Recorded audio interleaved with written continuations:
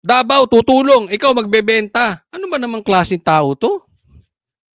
Di ba? Ninegosyo mo pa yung mga nasa lantaw. Wala ka ng utak, wala ka pang puso. Kayo, namigay kayo ng namigay kayo mga congressman nung eleksyon, namigay kayo ng namigay, ayuda, pera ng taong bayan nyo, pero pinamangalan nyo, pinamigay kayo. Ngayon, may salanta asang kayo. Ikaw, Dilima, asang ka. Mga wala kayong pakinabang, kaliwat kanan kayo mga dilawan. Pati si Bongbong, kayong mga loyalista rin, wala. Di ba?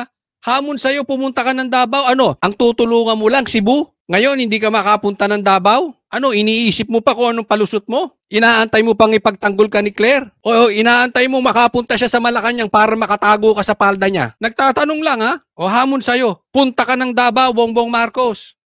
Hindi kasi nakakainis eh. Di ba? Yung maayos, pinapasama ninyo. Kayong walang naitutulong sa Pilipinas, wala kayong ambag, panira pa kayo. Kayo pa nagiging kala nyo babait ninyo.